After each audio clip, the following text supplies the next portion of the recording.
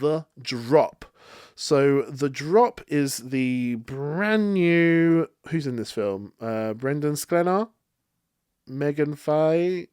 Really no one that most people have heard of. I love Brandon Sklenar from 1923. He's so handsome, so rugged as a cowboy. And I actually really like...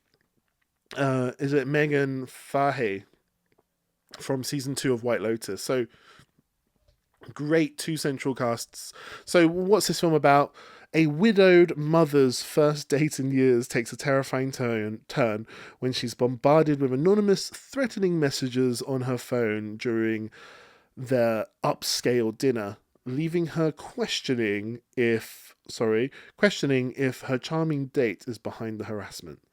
I mean, that's a bit of a weird synopsis, if I'm honest with you. But basically what it is she's on this first date. She hasn't been on a date in ages. She's a single mum, widowed. Something awful happened in the past, some abusive relationship. And on the date, she keeps getting these drop messages. It's called Digi-Drop or something. And she's like, someone keeps trying to send me drop messages. And she's obviously ignoring it, as anybody would. But it keeps coming. And like when the drop message comes, she can see the picture. She just doesn't open it, but she can see it. And it's usually something like, open me or stop ignoring me. Anyway, she's on this date. She's trying to concentrate on this date. She can't put her phone away because it's the first time she's been away from her kid ever, I think. So she's leaving the phone on the table and it's distracting. And her date's charming and handsome. He's this photographer, some kind of photojournalist. And eventually she just opens it. And it's the crux of the film is it goes, check your security camera at home. There's someone there who's going to kill your family unless you kill your date. And that's the crux of the film. And so the whole film is that situation, basically. She's up on this date, on this dinner, and she's got to kill her date, / stop her family from getting murdered, / find out who's doing this. And it's a fun little thriller film. Like it's not going to change the world, but it's fun. It's like, what would you do in this situation? I have to say though, it was fucking stressful. And I don't mean stressful like, oh my God, her little adorable kid's going to get shot in the face. Stressful like, jeez, this date is going so bad. Like the excuses she keeps having to give her date while she goes off and like walks away from dinner or to try to get him to walk away from the dinner table. Like it's so stressful. I just want the date to go well. Like with the most of the whole film, I'm getting stressed out about how ridiculous this date must seem from the date's perspective, the counterparty date. Like it's just, damn, that's a crazy date. Like she's away from the table 70% of that date.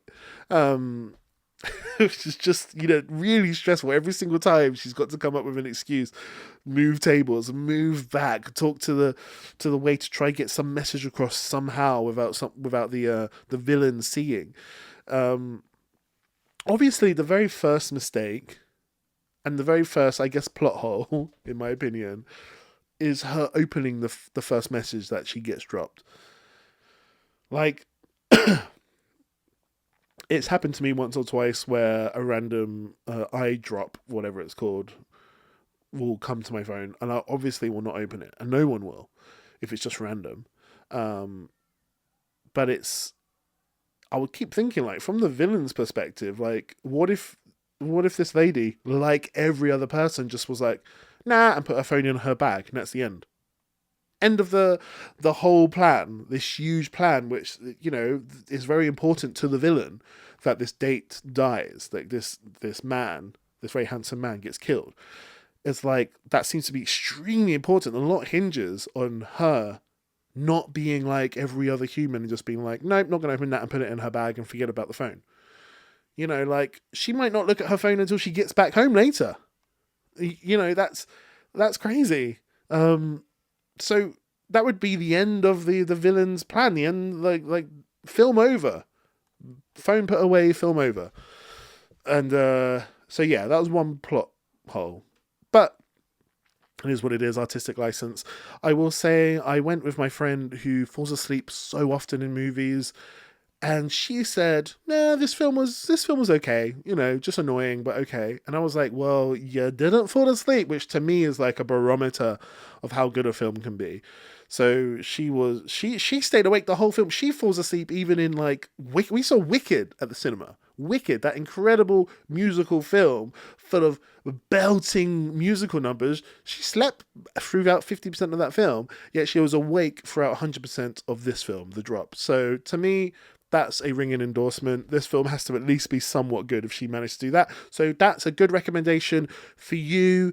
Go and watch this movie if you want to stay awake, because it is very stressful, very tense. You'll definitely stay awake. You'll get frustrated at the characters. You will be interested, intrigued, and it's just a stressful, fun time at the cinema. So I recommend it.